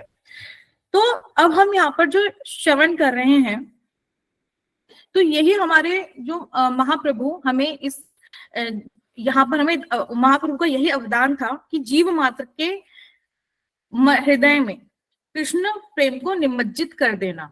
तो महाप्रभु इसीलिए ही इस धराधाम पर आए। और हमारे गुरु कहते हैं कि अनाधिकारी इन भावों का अर्थ ना निकाले। इसलिए शुकदेव जी ने इनका वर्णन किया है कि रस भक्ति ही में समझ पाएंगे, जिनके हृदय में भाव है इनके समझ पाएंगे, अन्यथा वो कोई भी अधिकारी व्यक्ति इनको नहीं समझ पाएगा। और अपने गुरुओं को प्रणाम करते हुए निसंकोच होकर श्रद्धा पूर्वक हम इसमें प्रवेश करेंगे, जिससे कि हम सभी का यथापूर्वक कल्याण हो। तो श्री कृष्ण की जो वेणु ध्वनि है उससे, हरे कृष्ण की वॉइस क्लियर नहीं है, ये आवाज क्लियर नहीं हो रही।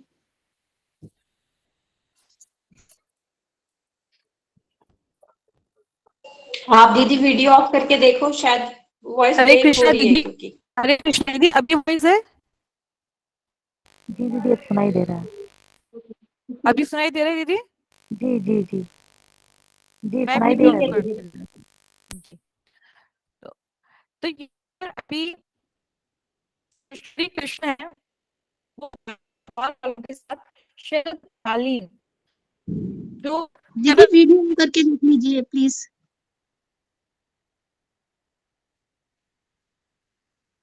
हरे कृष्ण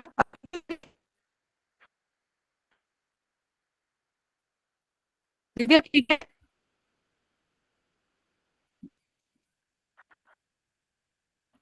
हरे कृष्णा,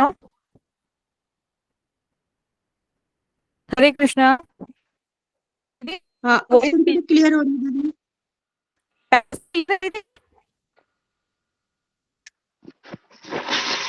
दीदी आपकी आवाज नहीं इको हो रही है, कुछ हो रही है। दीदी अब ठीक है? अपना चेक कर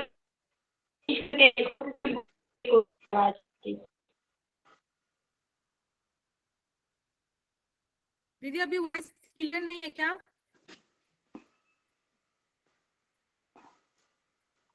हेलो दीदी चैंटिंग कर दीजिए जरा, फिर पता चल जाएगा। चैंटिंग कर लीजिए जरा। हरे कृष्ण कृष्ण कृष्ण हरे हरे, हरे राम, हरे राम।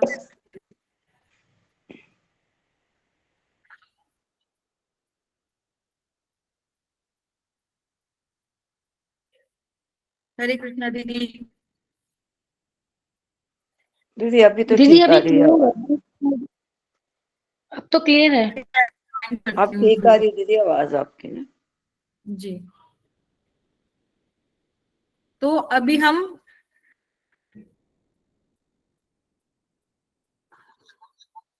कृष्णा अभी ठीक है?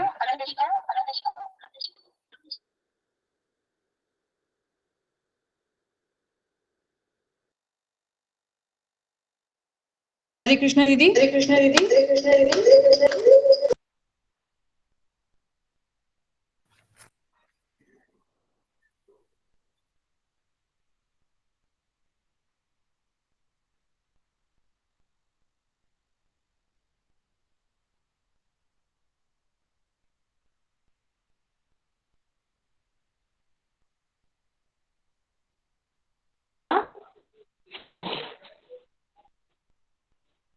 हरे कृष्ण को हरे कृष्णा दीदी आप बिल्कुल नहीं आ रही,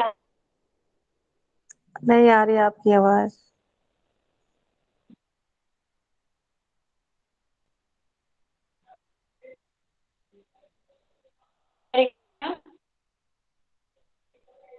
हरे कृष्णा दीदी, मेरी आवाज आ रही है आपको?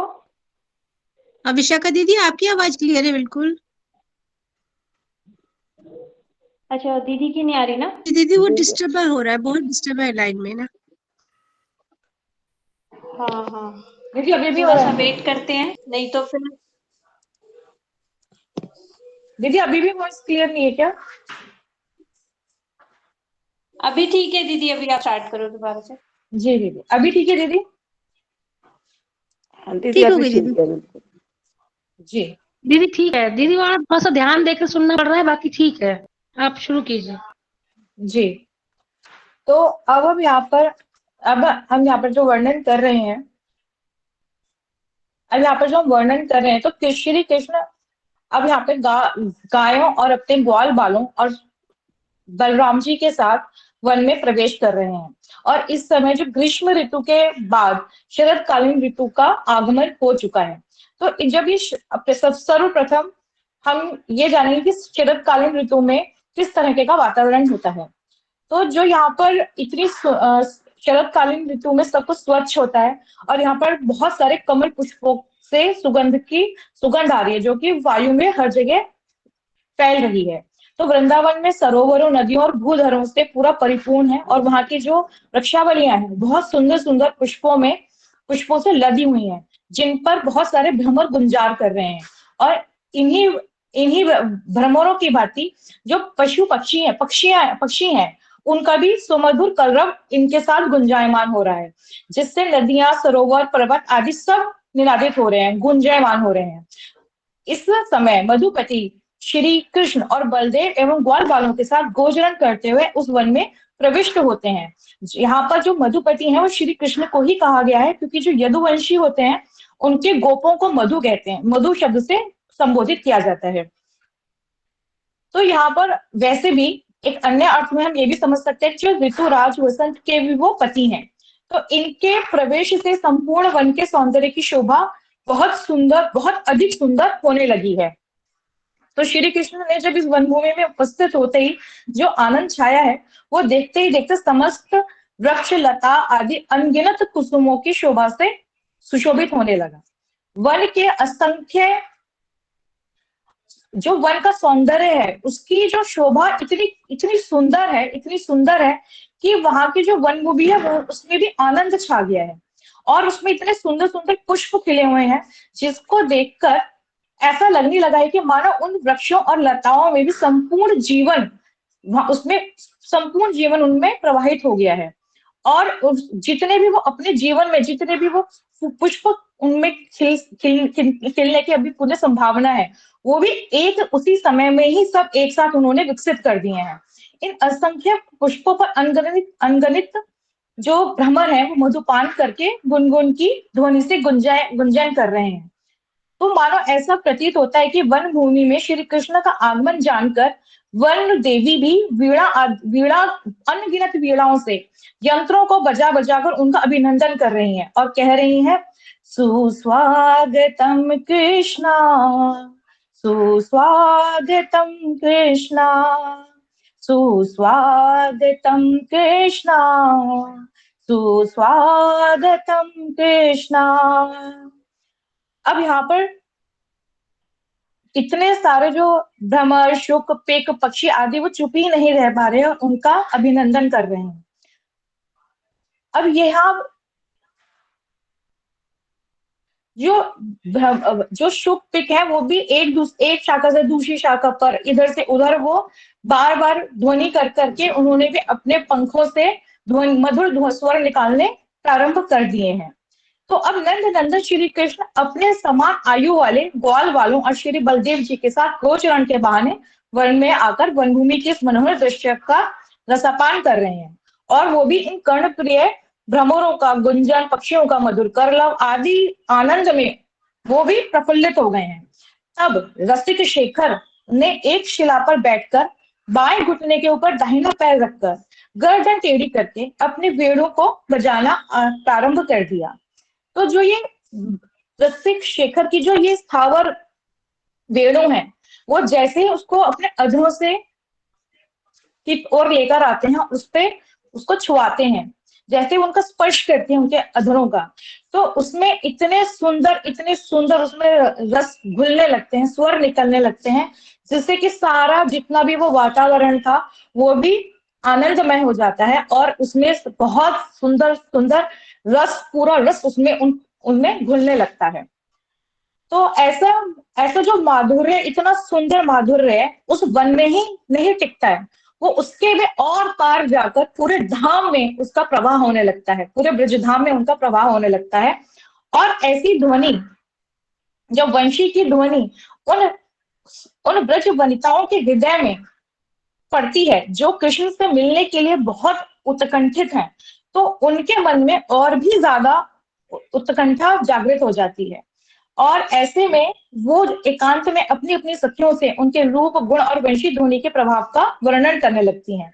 जैसे ही गोपियों ने वंशी ध्वनि के माधुर्य का आपस में वर्णन करना आरंभ किया, वैसे ही उनके जो मन में उनके जो मधुर यादें, जो श्री कृष्ण की जो मधुर चेष्टाएं थी, जो वो उनको मन मोहित करने के लिए उनके लिए करते थे और उनके साथ सखियों के साथ जो खेलते थे, तो उस तरह की उनकी मधुर चेष्टाओं का उदय होने लगता है और वो बहुत ज्यादा उत्कंठा से, अत्यंत उत्कंठा से वो व्याकुल होने लगती हैं। और उस समय उनके नेत्रों, जो भाव नेत्र हैं, उस समय कृष्ण को अपने हृदय में, वो हृदय से ही उनका दर्शन करने लगती हैं, क्योंकि अभी तक उन्होंने कृष्ण के दर्शन, कैशोर अवस्था के कृष्ण के दर्शन नहीं किए हैं। और अब वो अपने भावों से ही इस पूरे वन के आनंद, जो वन की सुंदरता का, श्री कृष्ण के सौंदर्य का, माधुर्य का, उन मधुराधिपति श्री कृष्ण के माधुर्य का रसपान करने लगती हैं। अब गोपियां कह रही हैं कि हे सखियों, तुम इन गृहस्थ धर्म के में बंधकर विधाता के द्वारा बनाई हुई इन चक्षु इत्यादि इंद्रियों में विफल ही कर रही हो। जो तुम ये अपनी चक्षुओं को विफल कर रही हो, क्योंकि तुम्हें तो श्री कृष्ण के दर्शन हो नहीं रहे हैं। तुमसे ज्यादा सौभाग्यशाली तो वो हैं जो उन नेत्रवानों के व्यक्तियों के नेत्र हैं, जो एकमात्र कृष्ण के दर्शन कर रहे हैं। वही उन्हीं नेत्रों का इस जगत में यही एकमात्र उनकी चेष्टा है, होनी चाहिए, यही उनका एकमात्र फल है। अन्यथा इन चक्षुओं का, इन इंद्रियों का कोई सार्थकता नहीं है। अगर ये हमारी इंद्रियां भगवान कृष्ण की सेवा नहीं कर रही हैं और हमारे चक्षु उनका दर्शन नहीं कर रहे हैं, हमारा हृदय उनके भावों से ओतप्रोत नहीं है और हमारे कर्णेंद्रियां उनकी हरि कथाओं का, उनकी लीलाओं का श्रवण नहीं कर रही हैं, तो ये सब व्यर्थ है। तो इसी तरह से जो ये ब्रज की गोपियां हैं, ये अपने मन से ही वो वहां पर जाना चाह रही हैं, किंतु उनके सामने उनके समक्ष एक और समस्या है कि वहां पर श्री बलराम जी हैं। इस वजह से वो वहां पर नहीं जा सकती। फिर भी वो दूर से वो चाहती हैं कि वो लता और पत्तियों के आड़ से ही श्री कृष्ण के सौंदर्य का और गान का आस्वादन करें और उनके नृत्य के दर्शन करके वो शीघ्र वापस लौट आए। तो इस तरह के भाव जब वो रखकर वो श्री कृष्ण के दर्शन करना चाहती हैं, तो उसके बाद वो ये कहती हैं कि हमसे ज्यादा तो ये जो उनके वृंदावन की भूमि हमसे ज्यादा सौभाग्यशाली है, जो उनके चरण चिन्ह को अपने ऊपर धारण करती है। काश हम भी वन भूमि होते और भगवान श्री कृष्ण के चिन्हों को पाकर हम भी कृतार्थ हो जाते, किंतु कैसा दुर्भाग्य है हमारा कि हम इसको भी हम प्राप्त नहीं कर सकते।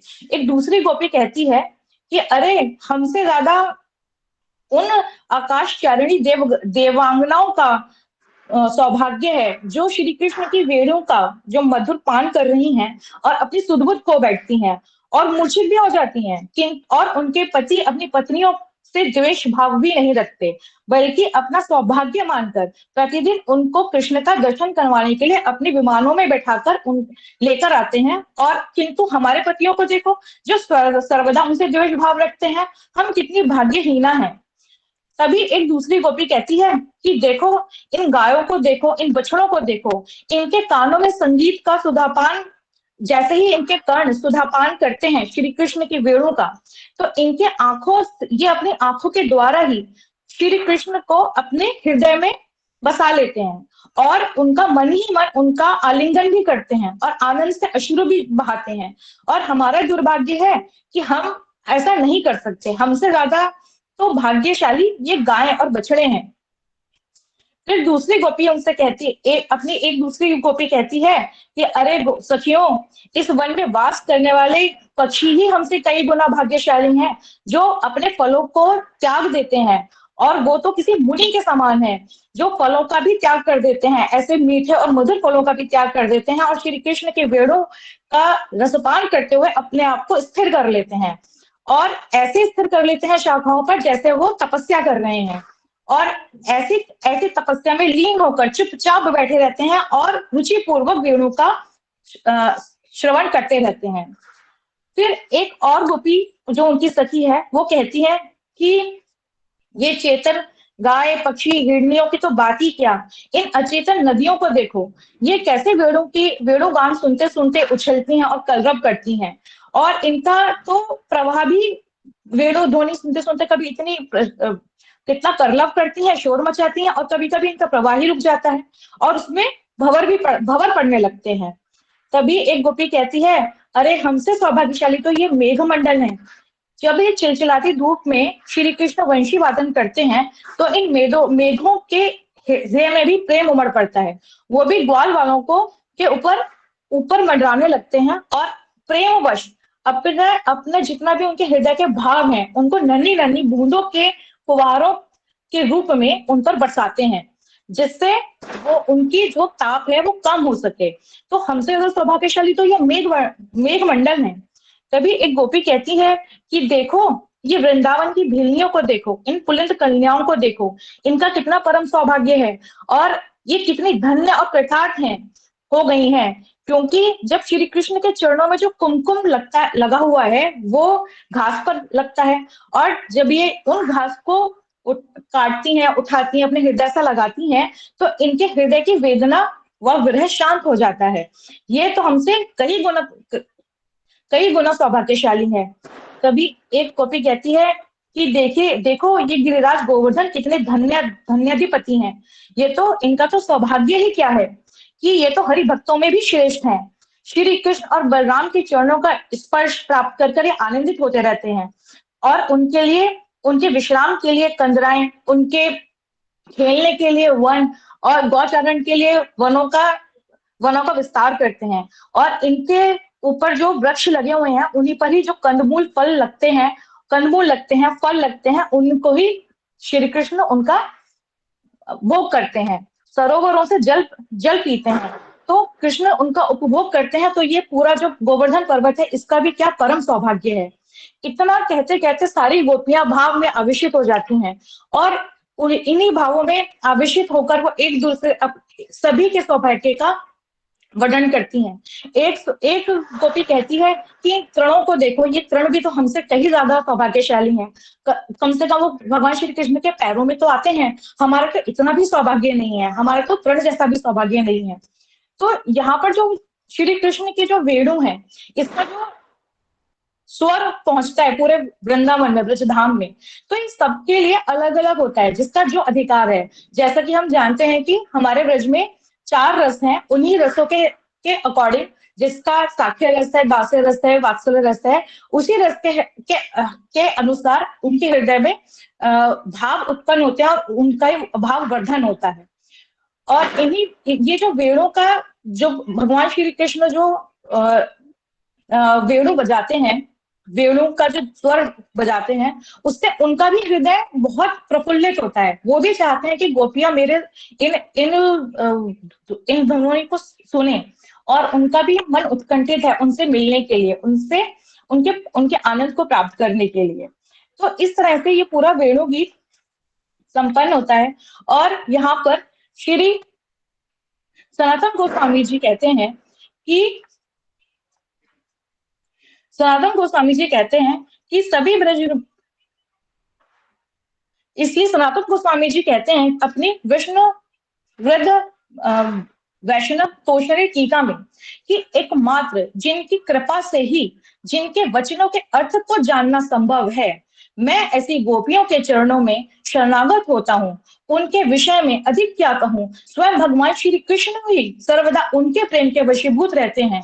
और हम सभी का भी यह परम सौभाग्य है कि हम ऐसी विचारधारा में हैं, ऐसे संप्रदाय से हम जुड़े हुए हैं जहां पर हमें ये मंजरी भाव, ये गोपी भाव हमें बताया जाता है। हमें ये इस गोपी भाव को समझने के लिए इतने सारे हमारे ग्रंथ हमें दिए जाते हैं। हमारे इतने पूजनीय हमारे गुरुवर्ग हैं जो हमें इस विषय में इतने तरह से हमें समझाने का प्रयास करते हैं कि हमें कैसे इन भावों को अपने हृदय में धारण करना है, हमें कैसे भक्ति में आगे बढ़ना है। तो हमें इन गोपियों का ही अनुगत्य में श्री कृष्ण की सेवा करनी है, उनके भावों को धारण करना है, उनकी भक्ति में आगे बढ़ना है। यह कहकर मैं अपनी वाणी को विराम करती हूँ। समय बहुत ज्यादा हो गया है, अधिक समय ना लेते हुए मैं आप सभी से निवेदन करती हूँ कि हम सभी इस दामोदर मास को सार्थक करें और श्री कृष्ण के प्रति जो हमारे भाव है, हमारी भक्ति है, उसका अनुमोदन करें, उसको बढ़ाएं। हरे कृष्ण हरे कृष्ण कृष्ण कृष्ण हरे हरे, हरे राम राम राम हरे हरे। हरि बोल।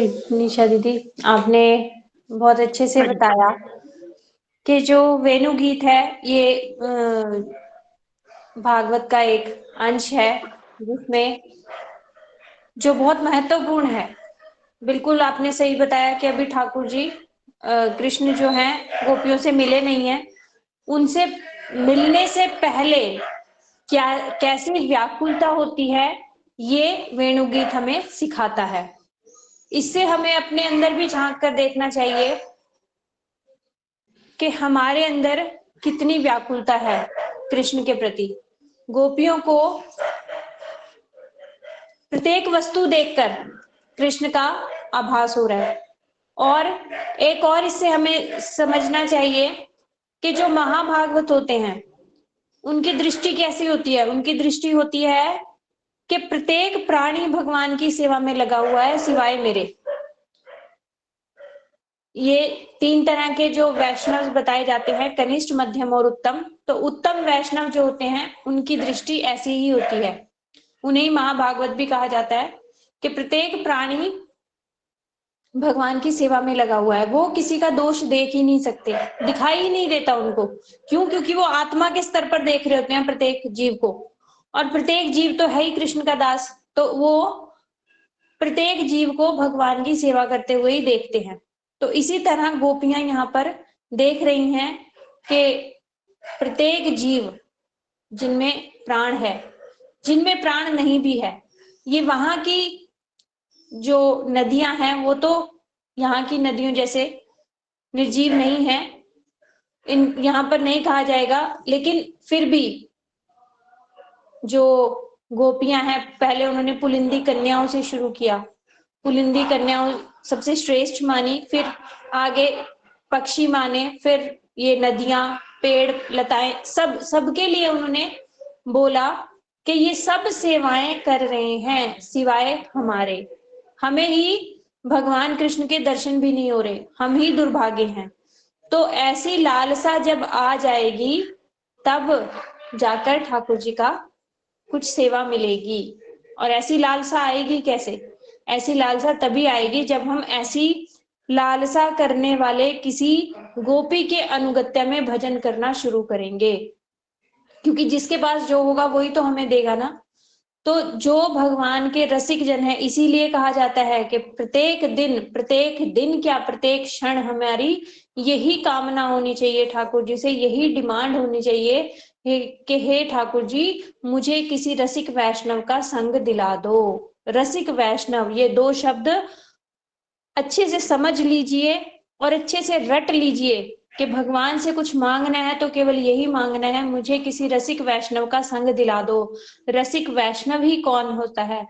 रसिक वैष्णव वही है जो भगवान से रस का आदान प्रदान कर सके, भगवान को रसास्वादन करवा सके, वो रसिक वैष्णव। और वो ब्रज की गोपियां जो हैं वो सर्वश्रेष्ठ रसिक हैं।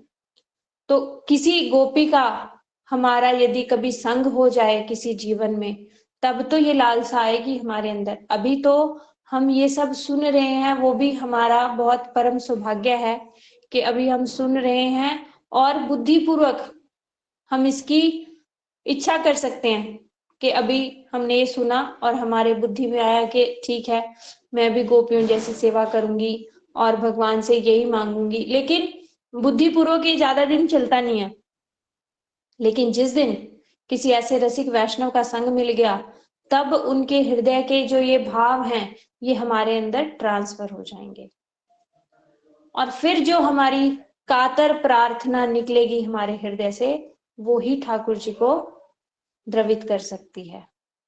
तब तक हम ऐसी कथाओं को सुनते रहें, बोलते रहें, यही एक साधन है। सुनते सुनते ही कभी लोग आ जाएगा हृदय में, इसलिए सुनना बहुत जरूरी है। कुछ लोग कहते हैं कि अभी तो हमारा अधिकार नहीं, हम सुने क्यों? यदि सुनेंगे ही नहीं तो लोभ कैसे आएगा? इसलिए सुनना भी बहुत जरूरी है। तो आज का सत्र जो है बहुत विशेष था, जो इतने गंभीर टॉपिक पे हमने ये कथा सुनी, लेकिन समय का अभाव है, समय बहुत ज्यादा हो गया, इसलिए आज का सत्र हम यही विराम करते हैं। वांछा कल्पतरुभ्यश्च कृपा सिंधुभ्यश्च पतितानां पावनेभ्यो वैष्णवेभ्यो नमो नमः। आप सबका बहुत बहुत धन्यवाद, जो आप सुनने वाले भी और बोलने वाले भी बहुत अच्छे से आप सब ये कथाओं का परिवेशन कर रहे हो, और जो सुन रहे हैं वो भी बहुत धैर्य के साथ इतना समय दे रहे हो प्रतिदिन। आप सबका बहुत बहुत धन्यवाद। हरि बोल। हरे कृष्णा, दंडवत प्रणाम दीदी। दीदी कल हरि बोल, हमारा हरे सत्र कृष्णा नहीं दीदी, होगा, प्रणाम।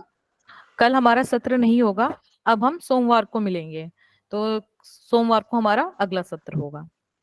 हरे कृष्णा। हरे कृष्णा दीदी, दंडवत प्रणाम। सभी को हरे राधे कृष्णा राधे दीदी, प्रणाम। राधे राधे। सबको राधे राधे। हरे कृष्णा दीदी, प्रणाम। कृष्ण दीदी, दंडवत प्रणाम। हरे कृष्ण।